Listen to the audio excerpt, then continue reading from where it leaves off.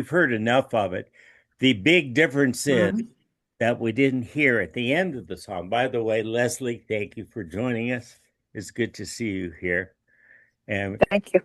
we are looking at Crosby, Stills, Nash, and Young, and the bands that they came from. And we're starting with the Byrds. That's where Crosby came from. And each of these performers brought something from that band into the their own unique blend. One thing Yeah, this. I was keeping this on because at the very end of the song, Pete Seeger added to the biblical lyrics I that that there's always a chance for peace, a season for peace. I hope it's not too late. Yeah. And I And the first version of this that was recorded was by the Limelighters, and that was like in '62. well, And the first one was him. He did it, well, the and then the Limelighters line. did it first, and he did it second, Oh, even really? though he wrote it. Yes, it came. They both came out the same year, but later. But the Birds version went to number one in '65. Right. And such. It became like the definitive version for most listeners in the '60s, and it was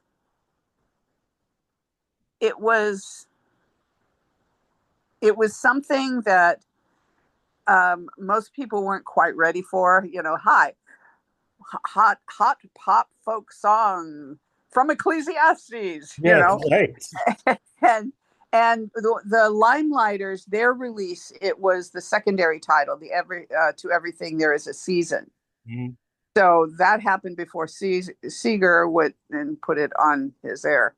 Um, and the thing is that one of the Limelighters' backing musician um, was Jim McGuinn, Roger McGuinn, Yes, who right. was in the Birds. The Birds, right. So he also arranged it for Judy Collins on her album She in did. '63. And so when Collins did it, it was retitled Turn, Turn, Turn, in parentheses, to everything there is a season. And that was the title that the Birds kept when they did their release. Well, Gail, I should have called you instead of look things up on Wikipedia. Well, I read everything you're saying is what I read because I investigated. But well, it's uh, this was my ballywick during the uh, '60s and '70s.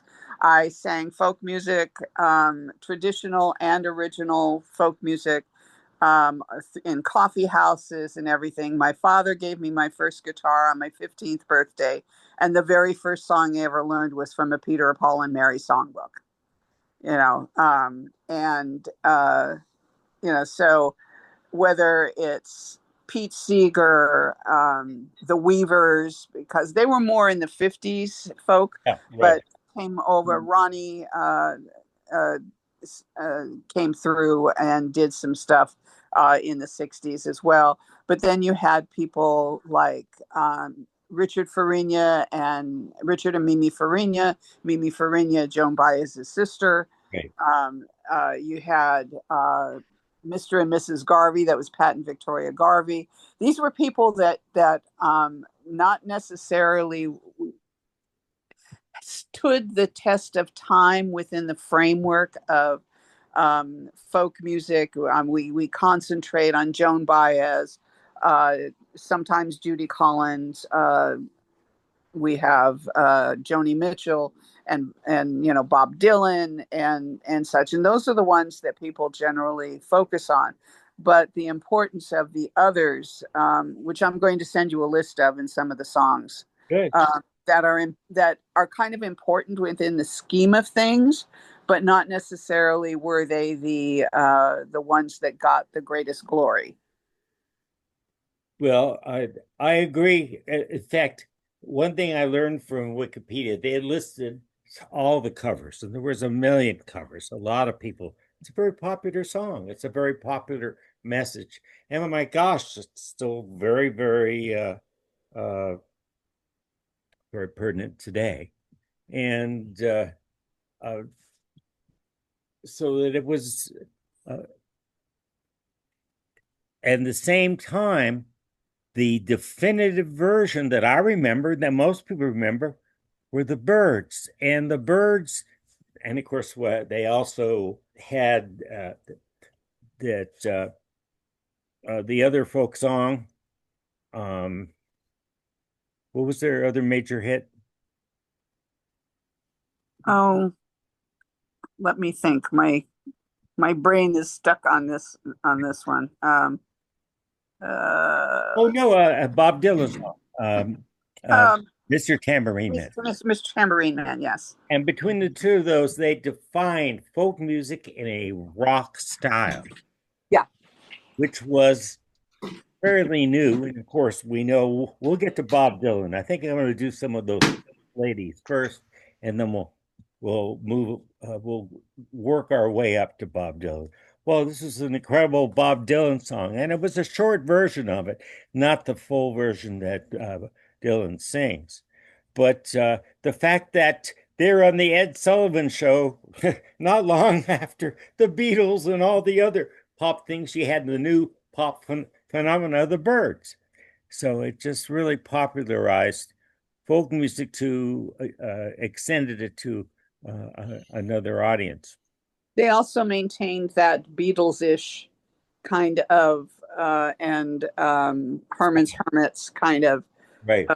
bob on the hair and wearing the suits and such. So they were projecting an image that was comfortable for the masses because eventually the folk music field became very uncomfortable for traditional media because they were saying too much truth. Oh, sure. The we're uh, and of course our next song is going to be part of what helped instigate that. But and in terms of this song, it was an very very popular song, and it really awoke a liking, a taste for folk music, and also for topics other than just the uh, I love you, I need you, I want you. Something a little bit more deep, something more social commentary. And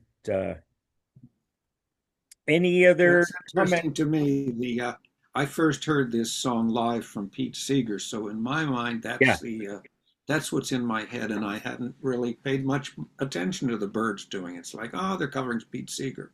Good, it's nice. More people will hear it. Well, my first hearing was Pete Seeger, but the one that I heard on the radio over and over, because that's when I was really getting into pop music, was the Birds. Since I had the record that Pete Seeger did that on, that was the first version I heard too. Well, we're atypical, I guess. That's no surprise. It's just chance. Sure. Okay, so the next song I want to get to, that was the Crosby. Now we're going to go to Stills. And Stills wrote the next. Oh, one little comment I wanted to do about Pete Seeger. He wrote it. He had a big hit with Goodnight Irene, and his publisher wanted another Universal folk song. Mm-hmm. And he didn't want to do that.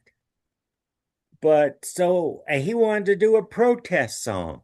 So he found a way of getting a universal message and doing that plea for peace at the end. Yeah. And he did it once, and he thought that the publisher was not going to like it. Publisher loved it, and the rest is history. It was a monster top 10 hit, and it stayed there in the repertoire for a long time. Yeah. Goodnight Irene was a hit for the Weavers, of which Pete Seeger. But didn't he? Well, wait, that's what the publisher wanted, was something like Yeah. Goodnight Irene. Well, this was a lot better than Goodnight Irene. Yeah, but A little longer. It's a sweet and lovely song, and it is in the tradition of like Appalachian folk music. Yes. And so it was perfect for the Weavers because that's what they did. But Pete was moving on, And even though we've had folk protests since the 20s with Woody Guthrie. Sure. So he's like the father, you know. Yes, Of, I wish he was more 60s. I'd love to include him, but it's really he was the patron saint of Bob Dylan. Bob Dylan. and Uh, he did carry on in the late 50s and very early 60s as sure, well. sure. And a lot of his songs that he penned, other people made hits. Well, let's move on to the next song. This is Stills, and Stills was part of the Buffalo Springfield group. Actually, Neil Young was in that group as well. And Stills wrote this song, and everybody liked it, but they didn't know what to call it. If you notice, it's called For What It's Worth, and you never hear those words in the song at all. In fact, uh, hey, look, what's that sound? Was in parentheses after For What It's Worth, uh, because had to put something in the title that was reminiscent of the song.